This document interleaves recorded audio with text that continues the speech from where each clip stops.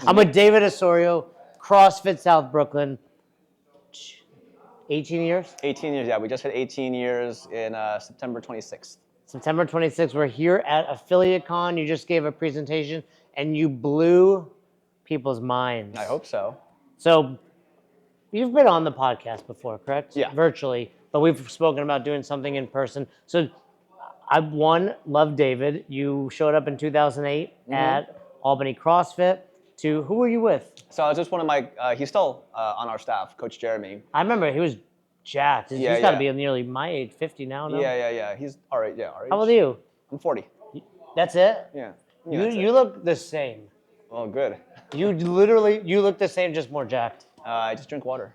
Just drink lots of water and get a lot and sleep until 9 in the morning. Yes, 10 that's in the morning. part of what blew the people's minds. Yeah. But okay, so you walked in with Jeremy. What's his last name? Jeremy Fisher. So yeah, you had a competition that. Is he with Maggie? Margie. Yeah. That he signed up for, and I came just to support him. He was not at the time. He was not one of our coaches. I think he was a member. I don't think he was coaching at the time. But yeah, I did not expect to be competing, and I showed up in my jorts and my low top Vans. Which then became a CrossFit outfit for the record, yeah. And then you were like, "Oh, you're doing it too?" I was like, "No, I'm just here to support." I was like, "I missed the sign up window," and you're like, "Oh, you're in." You just put my name down. I was like, fuck. Okay, sure. So the 5K trail run in the jorts was a lot of fun. Yeah, the CrossFit total. But it was a fun time, and that was actually the transition into us working together on regionals. Yeah, because that's where we met and kind of connected, and then they charged you with the first regional in the parking lot. Yeah. And I don't know what year that was. Was that 2009 or 10? Yeah, I think there was a gap in there, and then when they went to the regional format, yeah. Yeah. So and then we worked together at Canton together with Ben Bergeron. Yeah. So you reached out to me, and then we worked together on regionals for many years, and have stayed in touch. Interestingly enough, that's funny. I forgot about that. You were very organized. Yeah. You were like, you remember? This is a kind of a deep cut. When we were running, I'd say when I was running the events, it was like 20-minute breaks between heats. Yeah. And I remember when Castro came in and he's like, "You're running regionals, but here are the like stipulations."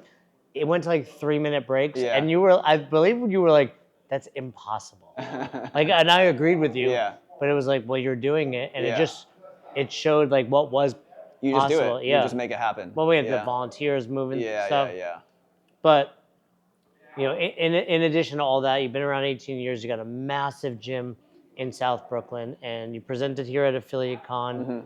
And one thing I was telling these guys is, you walk into CrossFit South Brooklyn, it's kind of like you're walking into David Osorio's head. It's super cool. And I think to a fault, that's missed a lot these days, where it's like, that's an old school. First question, could you open CrossFit South Brooklyn the way it is today, and not have built up that vibe over the last 18 years? I think so. I started my gym in a park, and I started it really small because I had no money, and no one knew what CrossFit was in 2007 on the East Coast. Very few people did. So that was more of a financial strategy. So I think that, if I was to open up today, I would probably have to have real estate and, equipment and stuff like that. You wouldn't be able to go right from zero to your building now. No. I mean, unless I would have to do some other version of what I did, where I started smaller and gradually worked it up, because that's just my mindset of business, is just don't spend money you don't have. That's my only business philosophy I've ever had. But yeah, I mean, I think that I owned over the years the fact that, yes, how important leadership is, how important authenticity is. And actually, so after the lecture, a couple who was gym owners, they came over and they said, we went to your gym, and they said the same thing, but it was very you. Now that I've met you and seen you, because I wasn't there when they came, they're like, it's an extension of your personality, your style. And they were saying that's really lost in a lot of affiliates, where they go in and it's there's no personality. There's not things on the wall that are unique to them. It's a very cookie cutter and clean. Yeah, it feels like you bought a new piece of art, so you brought an old one from the house in. Yeah. And you put it on the, you remind me a lot of, Danny Soul? Yes. Oh, yeah. Very similar. He's in Miami, Florida, and you walk into, it's a different vibe. Yeah. He's, I would call him an American traditional tattoo. American traditional, hardcore. Yeah. It's you walk into his box and you feel it. Yeah. And I think I spent a lot of time at his gym doing seminars, and and his whole crew are versions of him. Yeah. I don't know your crew as well. do you attract a lot of similar people? I think similar, not necessarily aesthetically or like, whatever the kind of, but My more Danny's are all like bald dudes. tattooed, Yeah, covered in fully, tattoos. yeah. Yeah. No, for us, I think it's like, and I talked about this in the presentation. Like the three things we look for in a coach are professional, kind, and fun.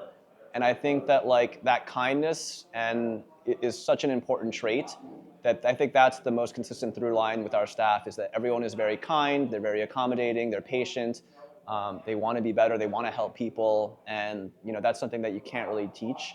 So those three things are the through line, and I think those are extensions of what I built my business on from the park to today: professional, kind, and fun. I don't feel like you're kind to me. I feel like no, we were joking, and like I always put my hot takes on Instagram, and David almost always disagrees with them, and I get so mad at him because most of the people that comment in my mind, I'm like, I'm done better. Yeah. Like you're arguing with an expert. Yeah. But you are also an expert. Uh-huh. And the big takeaway is it's the Glassman's philosophy, right? Like Yeah. the cream will rise to the top, and that's the whole point of what he created. It's an affiliate, not a franchise. Yeah.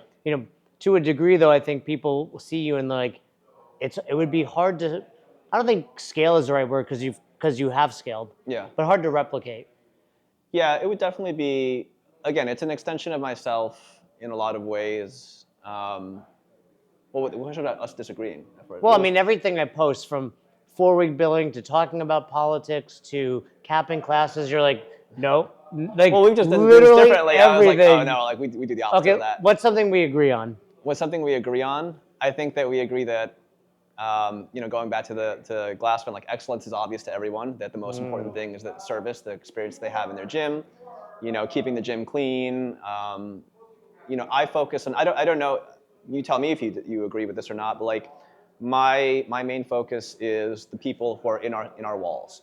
So in 18 years, I've never advertised. I've never had like SEO. I've never had a lead gen company. So when you say you've never had SEO, would you mean you've never hired? Like, Yeah, you I've must never, have SEO being in CrossFit South Brooklyn, meaning you've accidentally created a trail. Exactly, yeah. SEO. I've never put any money or effort into it, but it's so happened funny. as well. So like, I think like my goal with the gym was to be, I think like the most popular restaurant in your neighborhood that people are, wrapped around the corner. Underground kind of, right? Yeah, they're underground, they're cool. Like they got a line around the block, or whatever it is. And like, they don't need to advertise. Like people want to come to them because they know they've proven themselves through their service, their product, their experience, that this is the place to go. So that was my goal. It was like, I don't care about people on the outside. I want people to look in from the outside and be like, oh, I want to join that. And do you feel that happens? And I just think, Yeah. Has the brand of CrossFit gone so far that that's no longer happening? In other words, if someone moved to Brooklyn, South Brooklyn, Yeah. Are they just Googling CrossFit or are they hearing about you? I think that it's a little bit of both. Like I think that we have a really good reputation within the CrossFit community. So people, if you know anything, we have a couple of things. We'll have people who are existing CrossFitters, and very often their coaches, wherever they're coming from, like they say, go to South Brooklyn, because they're familiar with our gym. But I think that's like if people are savvy. So it's like if you go online, we have great reviews. If you go to our Instagram, like it looks fun, it looks cool. We offer tons of classes. We have a lot of flexibility. And a lot of people just compare us to the other gyms in the area. And you're like, you guys are doing something, like it looks fun. It looks more authentic. It's old school too. Like Yeah. I think you have an old school CrossFit feel and your reputation does precede you. Like everyone has heard of you. Even if you've been around, you did the whole Yeah. on the whiteboard stuff, Yeah, but like, I think in a day and age where like there's always someone who's like, I don't like that guy. Yeah. I don't think I've ever heard anyone say that about I you. appreciate it. Like me, it's like mostly that. Then they get to know me. Where you, it's like they don't know you, and like I've only heard good things. So let's talk about a few things we agree and don't agree on. Okay. And we were just saying earlier, part of what you spoke about was like you don't chase leads. Never. And I think, like I don't close people or anything, like I don't care. when you say you don't close, what does that mean? So when I think of someone closing someone, I think if someone's come to your gym and there's a strategy to get that person to sign the bottom line, to sign up, right? Yeah. I don't care. I have never coached my front desk So or anybody who works they for have me. no training? They are trained like to answer the questions that normally get. How much does it cost? How does it work? You know, if they have, and all of our front desk are members too.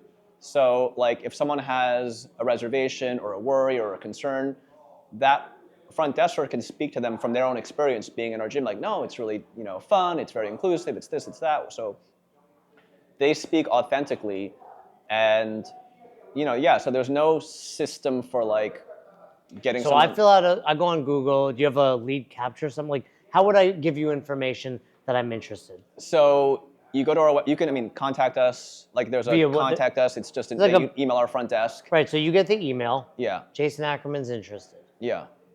What And happens? they will. So if we have foundations, they'll let us know like what the foundation. So if you don't have CrossFit experience, you have to go through our foundations program.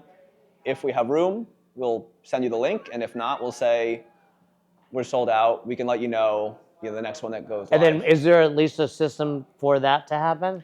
They will get followed up on when we have a new cycle, but we will not badger them like that. If they don't sign up after a couple times, then we don't ever talk to them again. But I would imagine like if I reached out and you're like the next cycles, how often do they start? So we do, I run the group class, the foundation cycles. They're 4 90-minute classes twice a week. I'll usually do 1 to 2 per month. And that's because we have a pretty big membership, so we don't need to onboard very many people anymore. We used to do a morning, an afternoon, and an evening. And like last year, we closed our gym for 8 months in terms of onboarding new people.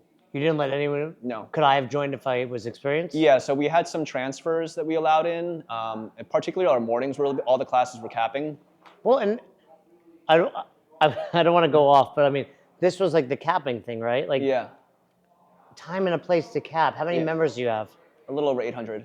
A little over 800. Yeah. I told you earlier, I'm like, you're the outlier, and I know Yeah. it might not seem it, but like, you're 100% the outlier in the cross. Like, Yeah. how many affiliates have 800 members? Probably no less idea. than Yeah, 10. yeah. Like out of thousands. And that's where it goes wrong. Like, of course, time and a place to cap. First of Yeah. all, David's got 2 spaces that are literally across the street from one another. Right. But a lot of, when I say don't cap classes, let me give you more context. Yeah. Let's give context. I'll give you context on the things we disagree with, Yeah. and tell me what you think. Okay. So some affiliates will cap classes for the experience, Yeah. and let's call it 12. Yeah. And then if you have 6 classes a day, and you cap at 12, that's 72 potential people coming in your door. Call 80% of your members coming in. So that means you're saying, I can only accommodate 100 people. Yeah. If you do that, there's a chance you're not making enough depending on your rent, So when someone tells me they cap class, I'm like, you might not be making enough money to cap classes. Yeah. Does that make a little more sense? No, in that makes context? sense. And I'll give you the context from our perspective. So we used to never cap classes. Capping started after the pandemic when we reopened. Prior to that, our membership was much higher. We peaked in 2019 at 1,200 members. And it was a lot of work to run because we didn't have RSP for classes. Just show up, come to the 6:30 class. So the 6:30 class might be 32 people, it might be 12 people, it might be 17, it might be 20. I had 2 coaches on every single class, so that made the staffing a lot harder. It became really hard to program CrossFit because like, all right, everything's going to be a station workout, everything's a partner workout, Right. everything's 1 You're no minute longer here, doing fight combat, CrossFit. exactly. We would be doing lifting segments with 4 people sharing a bar. 8 minutes between lifts, right? And it was just which is also something we both agree on, going back to earlier, the methodology. Yeah, so I was like, I'm watering this thing down to accommodate the demand. So when we closed, and I've said this before, that the pandemic was difficult, but it was like, for us, kind of a blessing, because I got to take a step back and be like, what's working, what's not, How long were you closed? 6 months. That's not, I thought New York was, there are places in New York that was longer than that, right? Not, the city was closed. Gyms were 6 months. Okay. But that really gave me an opportunity to take a step back, and I wanted to streamline our offering, because we were offering too much. Like, there's no shortage of good ideas. We should have a weightlifting program. We should have this program. We should have a kids program. We should have, all these different things. And I was like, well, technically we can make room for it, and there was a demand. So I always tried to meet the demand. I was like, it'd be stupid for me to turn away business. We're gonna just keep onboarding people. We're gonna keep, classes open. So when we closed down, before we opened, we raised our rates. What are your rates now? So 5 days a week, which is our most popular membership for CrossFit group classes, is $265 a month. Unlimited is $300 per month. And then there's a 3 times a week, which is $245 maybe? I don't remember Which offhand. kind of goes to my point of like most gyms aren't charging enough, then they're capping. Like you're Right. granted you're in South Brooklyn. I'm sure your rent is quadruple most Yeah. people's. Those are very good rates to be Yeah. charging. Yeah, so, I was like, it was all about the experience. So I was like, we're going to charge a little bit more. It wasn't a massive bump from where we were at prior to that. We raised rates 3 times in 18 years. That's it. That's it, only 3 What'd times. you open at? $20 for a drop-in in the park. Give me $20. I put it in my pocket. Was that rate one, and then there was an increase, or was there a rate before? No, that was it. It was day one. And so and then what was your first like monthly rate? I don't even remember, to be honest with you. We had, you'll love this. We had, for the first like 4 years, we had an honor system membership. It was just cash only. I had a little pencil pouch that sat in front of the gym, unattended, and it said, please leave $20. And every single person would just have to put $20 into the Just envelope. per workout. What's that? Just when they worked out. It was, yeah.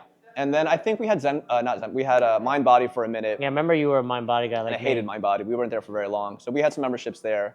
But we basically had like an honor system membership for a long time, and it was like primarily cash. This is not shocking. Yeah. And,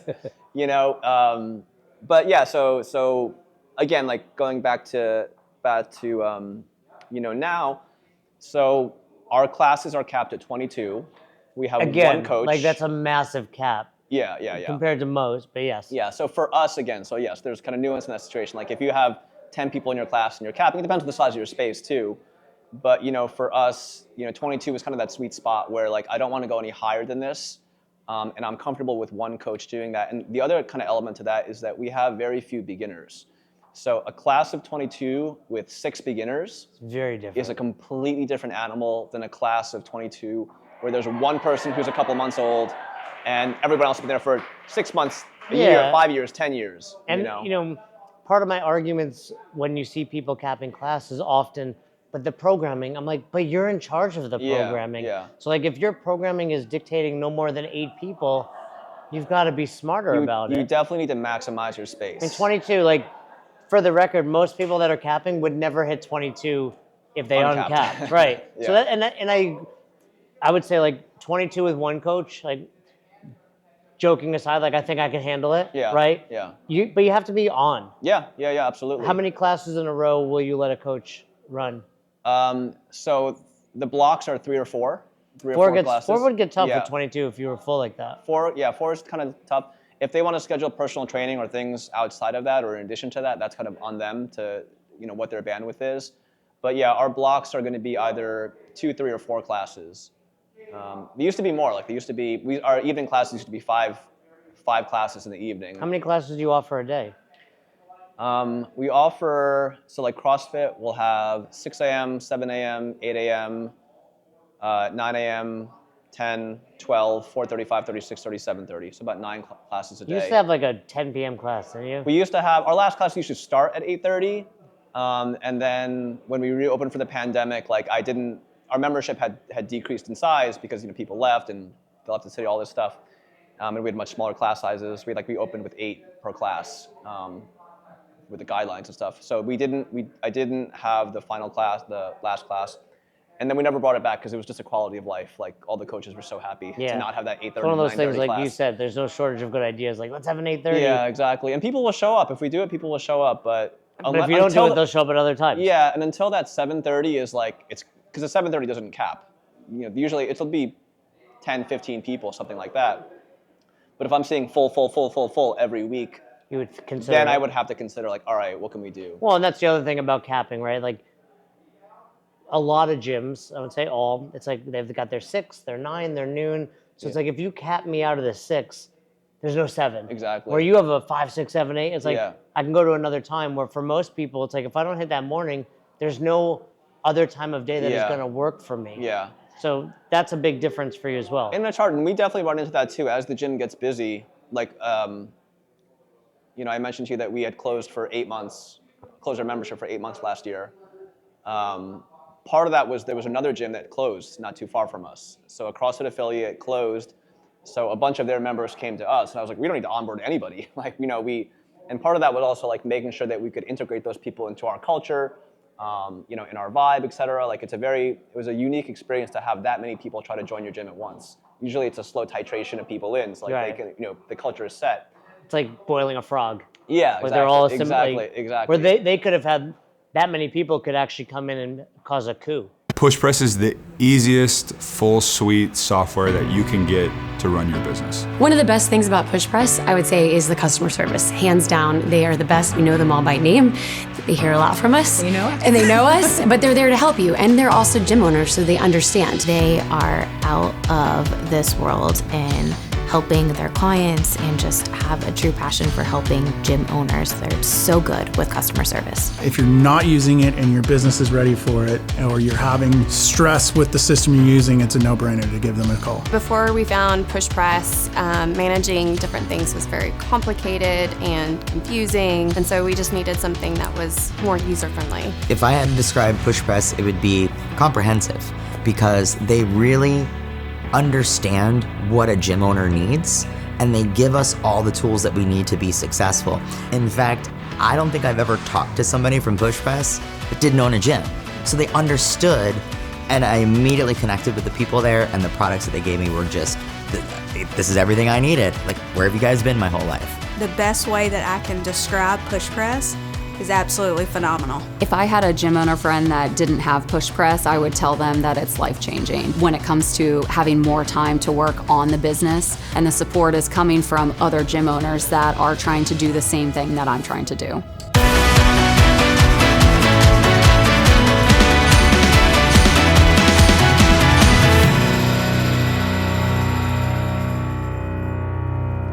All right, guys, if you like this content, please subscribe to the podcast, but understand we work with affiliates. If you are interested in building your business, understanding strategy, building a better community, and building better coaches and careers for them, hit the link somewhere around this video, and we'd love to have a call with you. Yeah, so it was definitely like, I was like, oh, wow. And like, so we've closed membership. We've done that in the past a couple times too, but basically like, again, when you get to the point where like all the classes are capping, there's going to be a natural attrition. No matter how good you are, there's going to be a natural, gradual attrition of people here and there. So if everything's capping and members are starting to complain, then we stop onboarding people.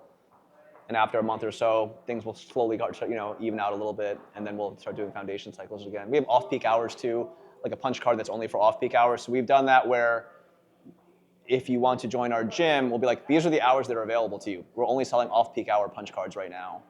And that's punch card only? That one is punch card only. What's off-peak for you?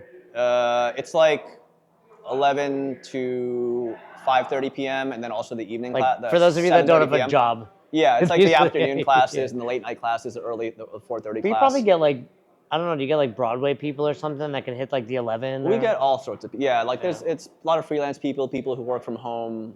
Our afternoon classes are busy. What is something else that's very unique about the way you run the show there? Because what I was saying and what I was hearing from people, it's like, David has no systems. But he does have systems. I have lots of systems. Right. Yeah. But and I was saying about me and you, it's like we have a lot of similarities, except you have rails and I don't. So what are some of the things that are unique to you in South Brooklyn, the way that you run things? So one is we have a lot of transparency in our programming. So I'll talk about, and I've talked about this, like I did a podcast with Sherwood and Bosman, where I talked about like the differences with the programming podcast?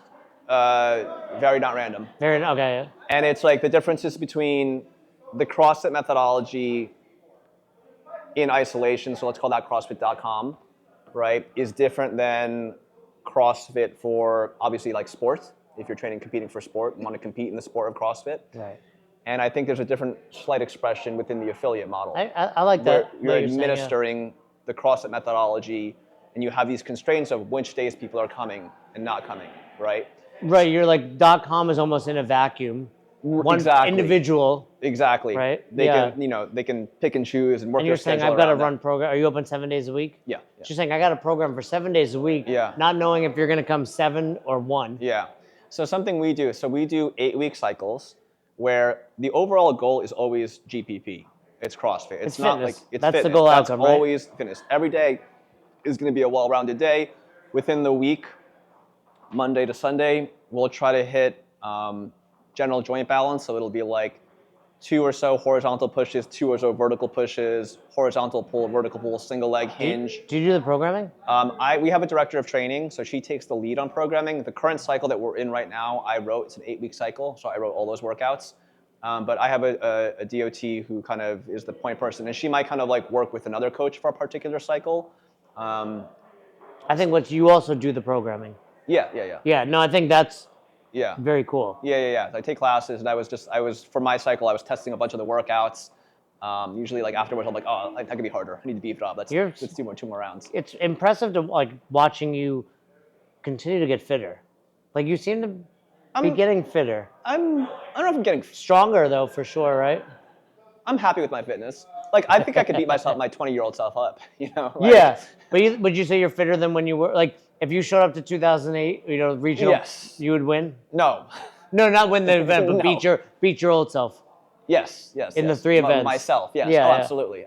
Like I'm over the I would lose now. Like I'm yeah. beyond it. You're still going up. Yeah. This is the kid. That's the kid piece. Yeah. The child free. So one thing, we have the 8-week cycles. So we'll have kind of a bias on days. So like say Monday, you're going to see back squat. Tuesday, you're going to see always snatch for the 8 weeks. Oh, for the 8 weeks. And then what we have is, and I love this, like our members love this. So on Fridays and Sundays, for the strength, we have what's called floater strength. So you get to pick which lift. So if I missed Monday, I can hit my exactly. squat. So Friday you'll see the primary movements from the prior days or the next day. So if you're like, oh, shit out of luck, you didn't come on Tuesday, so it's not like you can't snatch for the next 8 weeks, right? You have that lift programmed in. So we'll do a warm up together. We'll go to the whiteboard. We'll talk about the options. We'll pair people up based on what they're doing. They'll have a certain time frame to accomplish it. And the coach works the room just like anything else. That's cool. And our members absolutely love it because it brings in modularity into the programming where they have a little bit of ownership. They have to be more intentional about what they're doing. And especially for our long-term members, like we educate our members well. They know what to do. They understand the cycles. They understand what we're doing here. So it gives them that freedom to be like, oh, I really want to work bench press this cycle. Or I really want to work, whatever else. So I'm gonna, on Fridays or Sundays or whatever, I'm gonna make sure I get that in when I come into the gym. And they see what's coming the next day, so they make sure that it's not. We'll tell them in the programming notes. It'll say tomorrow's workout includes thrusters, pull-ups and double unders. Be smart about. So if you're coming tomorrow, you're not gonna do front squats if we're gonna do 1 million thrusters tomorrow. So That's what day is that? Fridays and Sundays. And that works with Streamline. And it That's takes always every 8-week cycle. That's always the consistent. case. Ever since we started doing that, we haven't taken that away. And our members love it. And they can do a superset if they want. So they can do you're gonna back squat and do some push-ups. Right. Or it could be like a barbell movement and then a dumbbell or bodyweight movement if they want. They don't have to. How do you make sure everyone's getting warmed up appropriately? We do the warm-up together. We do a general warm-up together. And then part of it's in general, they're well-trained because we have people who've been doing this for a long time. They know how to warm up. They know how to take care of themselves. Usually for the barbell, if it's an Oli lift option, the coach will do a barbell progression with those people. So it'll be like, okay, you 4 people are gonna snatch, back squat, bench press, etc. The first 5 minutes, they'll do a quick barbell progression with the snatch people. All right, cool. Then they'll work the room and work around. And I've talked to people and that sounds really hard for the coach, really complicated. And it's work, but I don't think it's that much more work than if everyone's doing the same thing. You're still working the room. You're still just going around and giving feedback on what you see. Going back to capping, that's if your limit is coaching, get your coaches better. Yeah, exactly. If you can only do this because you've trained your coach as well. Yeah. So if this sounds like too much for you, it probably is, but that just gives you. Right. If your coach can handle that, that goes back to the methodology. The deficiency defines the need. Yeah, or it could be simpler. It could be you can either deadlift or you can back squat. We don't program Olympic lifts or we don't program higher skill movements. Right, it doesn't have to jump to do whatever you want. Yeah, exactly. So, and we'll have options and people can order off the menu if they want. But most people they come because they want to be told what to do. So it's easier for them to have a couple options and they'll choose it. And then after that we'll get together and we'll do a conditioning or assistance, whatever. What did Boz and Sherwood say about that?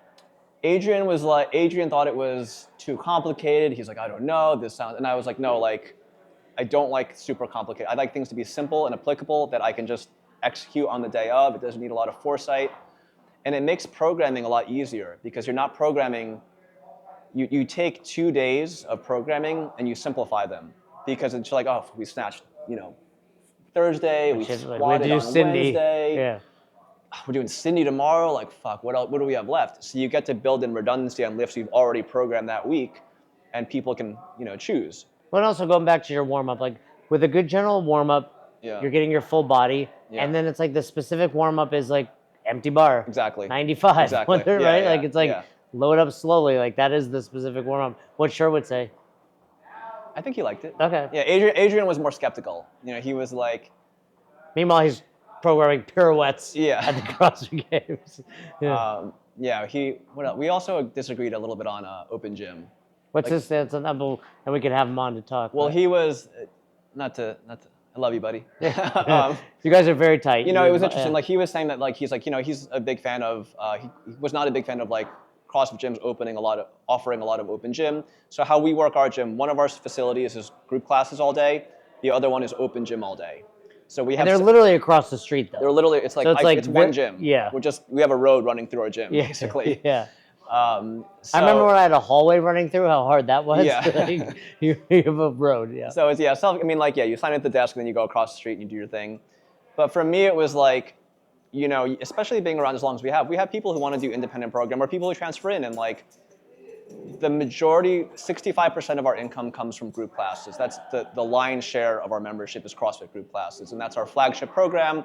That's what we really hang our hat on. We have other programs, specialty classes and things that we offer. But in terms of open gym, I was trying to bring the parallel to him of like, he's a garage gym guy in a lot of ways. Like he does go to football, he has his own garage gym. And his argument is like, oh, I don't think you can really get super fit just doing this on your own. You need coaching, you need the community, you need the push, etc. I'm like, well, how is that different than a garage gym? Like someone just training in their garage alone. It's the same thing, but we don't have garages in Brooklyn. So if you want to go and train this way. Space is different in Brooklyn than it is in Nashville. Yeah. So, and we have all the stuff. People want to come in. We have the air runner and we have, Is it the same membership cost? It's a little bit less expensive.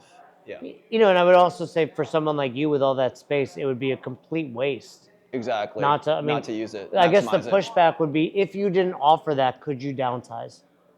If I didn't offer open gym, could you downsize to only one side of the street? Yeah, we did great with one side of the street. I would have had to cap our membership as well, I think, a lot sooner. It's nice to have the flexibility. And it's almost like the ability to get more members goes up significantly with that open gym section. I don't know if it's significantly. Like I said, most of our membership is CrossFit group class, but we have a good bit of open gym members as well. It's like open gym brings in, I want to say 15 to 20% of our total income currently. What's the balance? 65%? And the rest is primarily personal training. Let's talk about that for a moment. How does that work for you and for your trainers? Personal training. Mm-hmm. So we do a lot of personal training. I think it's an important offering. We charge, so like a single session is $165. Regardless of which coach they work with? Regardless of which coach you're working with, that's our flat rate. And then it goes down, I think it's like $160 for a 10-pack per session, and then maybe $155 for a 20-pack. I can't. Again, solid rates. They're up there. The coach makes 70% of the income from that. Very generous. And that's because I had worked in commercial fitness prior to opening my gym. I was a personal trainer at Equinox. And at the time, I think I was like getting like 20-25% cut on the session. And I remember they would do these staff meetings, and they'd come in, because I worked at the flagship Equinox. They're like, we made, I don't know, $5 million this month in personal training. And I'm like, I can't afford the MTA. Like, what the fuck? And like, I'm the one showing up, waking up at 4:15 in the morning to get all the way uptown. And I'm the one like hearing about this person's divorce. And like, I'm the one doing all the work. And they're there for me more so than the gym. So like the lion's share of the work is really happening with the coach. So they should be compensated well. So I think of it like the group classes and to a degree open gym help keep the gym afloat. They pay our bills primarily. And things like personal training and closed programs help support the coach to make them have a career at our gym. No, and I think 70% is very generous, right? I think most gyms don't ask for enough. I agree. And perfect example is like your rent is tens of thousands of dollars. Yes. Like they don't, not that they don't appreciate it, but it's like, well, what's my 30% go to? Like the rent, especially in Brooklyn, the equipment, like all the things you're doing. So I think that's fantastic. Yeah. Let's talk about, let's go one more thing. What's one more thing that we've disagreed on? So, good. Let's talk about this without getting too crazy. Yeah. So I put up a post about politics. Okay. And I want to be really clear again. Like I'm posting in a vacuum of Instagram. Yeah. I think everyone should have their beliefs and their stances. Yeah. I just think posting about your belief and your stance as your gym maybe isn't the most ideal. And people took it as like silence is this. I'm like, I'm not saying go be silent. Go on your marches, go do whatever, like protest, whatever you want to do. But remember, Michael Jordan said it best. Like he was always asked, would you support a presidential candidate?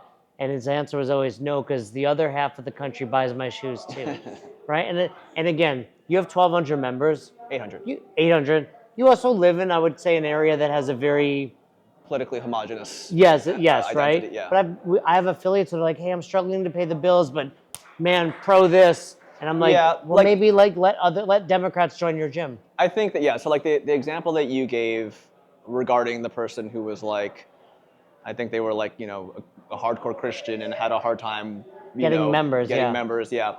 There's definitely, and like I remember visiting a gym in North Carolina, and the owner was very conservative, very outspoken about his beliefs, and they were all like, we cannot stand him, because he doesn't, like there was tension there, right? So you have to have some self-awareness. And my point was just stand that, by that. But like I kind of know you as a human, and I could guess your beliefs. Yeah. And I never feel any way about it. Right. There's tact to it. I think my point. And you as much as you have your beliefs, you're also a very, very open person. Yeah. And I think some people wouldn't be. Yeah, I think that it's about not getting in your own way, but like I think the idea was that we have pride flags. We do a lot of events for pride. We do the things we fundraise for.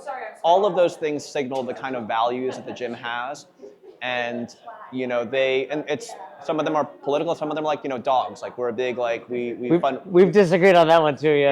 Like and I love go but like we do dog adoption events at the gym. You do tattoos. We do tattoos. Raw chickens. Yeah, that was a long time ago. So we've done a bunch of stuff, but like I think some of that stuff shows the values and the character of the gym to a degree. But I agree, you have to be tactful. It depends on where you're at.